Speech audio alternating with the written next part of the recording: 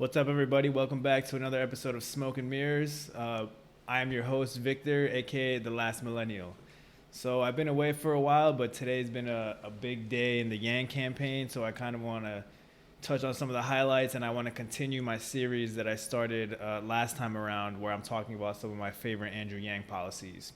So let's get right into it. Today is September 24th, and there's been some good news in the polls for Yang today. So for those of you who don't know yet, everybody knows that Yang is qualified for October. I'm sure a lot of you guys have heard the DNC finally released their rules to qualify for the debate in November. We've been waiting for a long time. So basically the rules are a little bit tighter, but I don't think Yang will have a problem making it.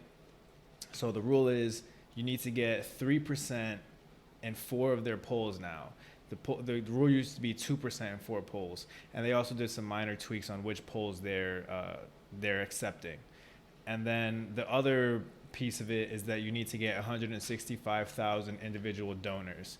So Andrew Yang has well over 200,000 individual donors, and right now we have 2 of the qualifying polls necessary. He just picked up one today. So we have about a month and a half, maybe a little bit less than that, to pick up 2 more polls to qualify.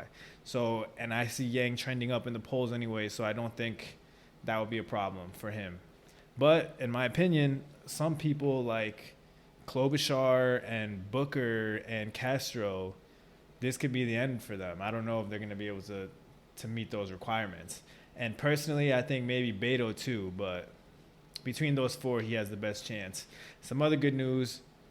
In my opinion, Tulsi made the October debate, which is good for 2 reasons.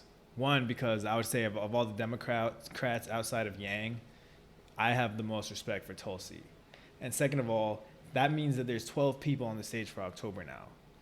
So it wouldn't make a lot of sense, in my opinion, for the DNC to have 12 candidates on one stage on one night. So I think it increases the likelihood that they're going to split it up into 2 nights. So if Yang gets on the stage with only 5 other candidates, he's going to get so much more talking time, and he's just going to bang every point. He's going to be on point, and I can see him having a huge night if that's the case, instead of him getting the least talking time like he always does. Anyways, so I'm going to quickly touch on the polls. So the qualifying poll that came out today was this USA Today Suffolk poll. We see Yang hitting at 3%, which is the minimum needed to get a qualifying poll. And this is a Nevada poll. This Monmouth poll is good for Gabbard. This is what she needed in order to get into the October debates. If Yang had hit 3% on this poll, we would be talking that he picked up 2 qualifying polls today, but unfortunately that didn't happen. But he's right there. And then the other big poll that came out today was Emerson. This is a national poll, and Yang is hitting at 8%. That puts him in 4th place. So with that, on that particular poll, he passed Kamala and Buttigieg.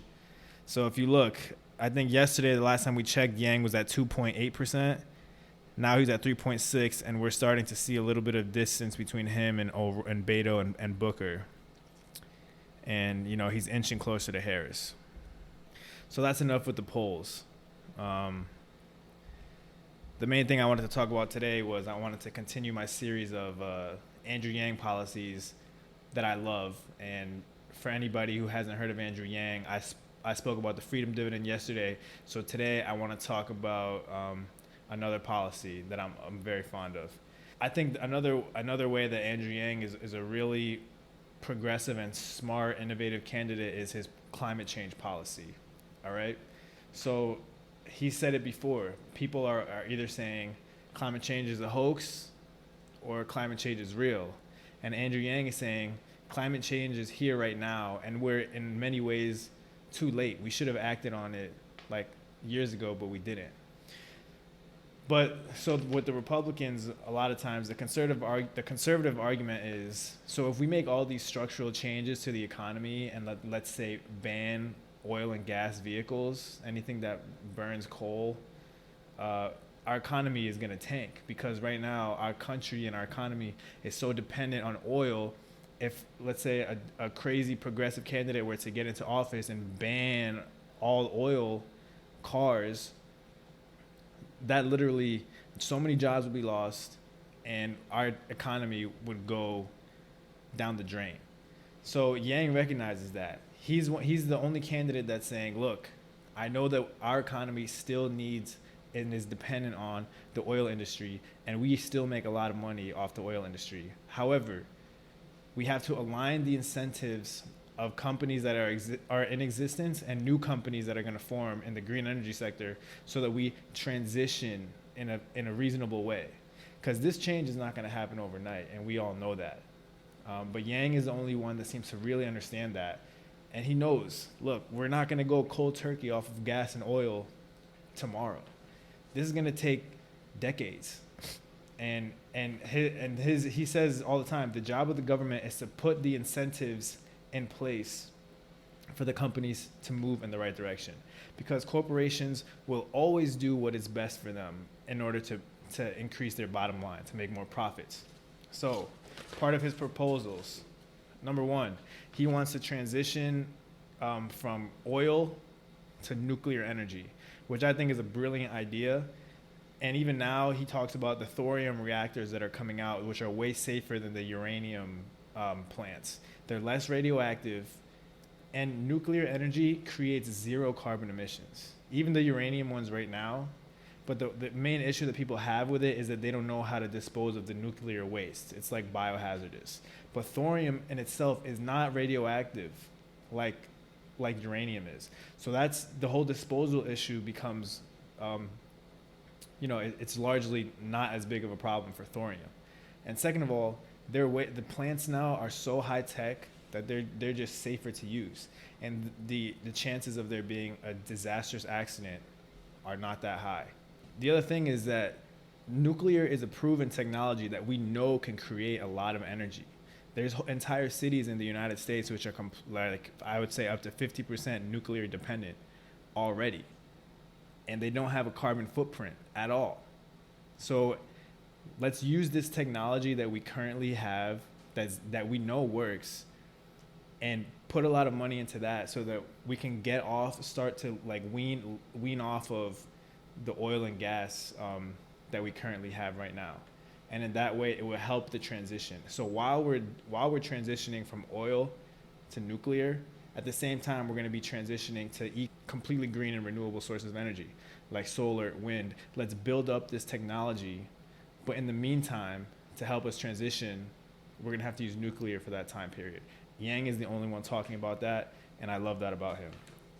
The other thing he says is, not only do we have to reduce our carbon footprint, but we need to reforest. So he talks all the time about, let's go to other countries and say, hey, we'll pay you this amount of money for us to plant trees here, and then you just keep the trees, do the upkeep and the cleaning and make sure, water them, take care of them, all that kind of stuff.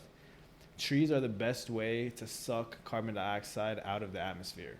So I think he's right about that.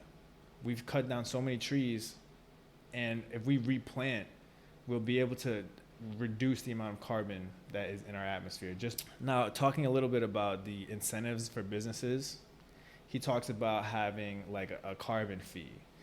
So, but it's not going to be like a devastating carbon fee right away. He's going to ramp them up little by little. So if he becomes president, he's going to start charging corporations that emit carbon. Let's call it, I think he said it's going to be like $25 per ton of carbon that you emit into the air. So if you emit a lot of carbon into the air, that fee is going to add up very quickly. And the next year, he's going to ratchet it up a little bit. So how does that have to do with incentives? If you're a corporation that heavily depends on emitting carbon into the air, you're going to need to, in your mind, whoever's the executive, consider, look, the more carbon that we put out into the atmosphere, the more expensive it is for me to run my business. And that directly impacts my profitability. That's not good for my shareholders.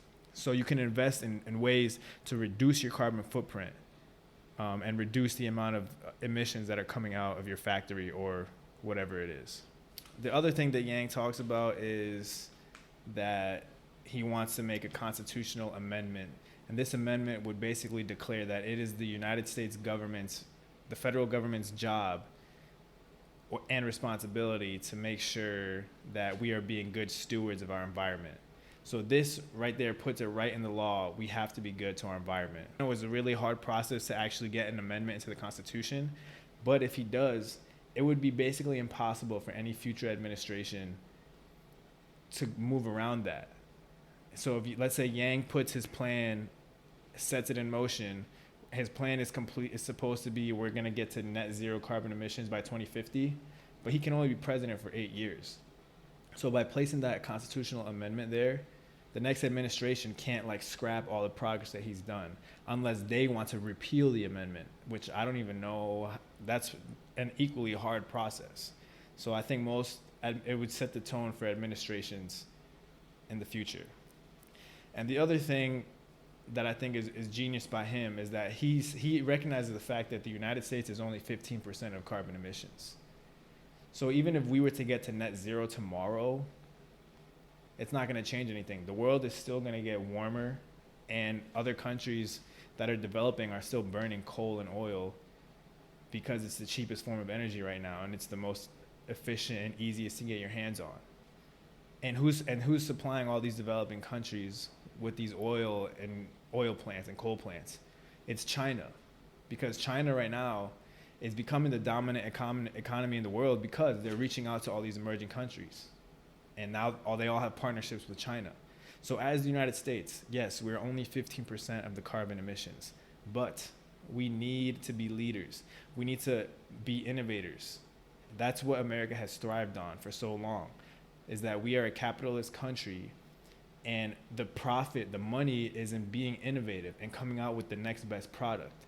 So if we are able to move our economy to be innovative in the green energy sector, we'll create a massive economy, and we need to be the country that reaps all the benefits from that. If we wait and let another country take the lead on it, we're not going to have the largest market share, and we are not going to create massive wealth for our own people on top of, bringing down the carbon footprint that humans are creating.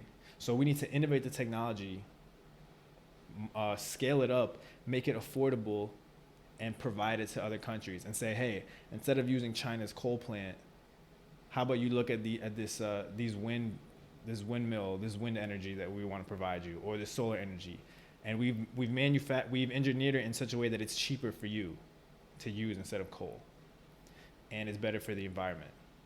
Because these countries, if you're emerging, you just need to break through, and the cheapest way right now to do that is with oil.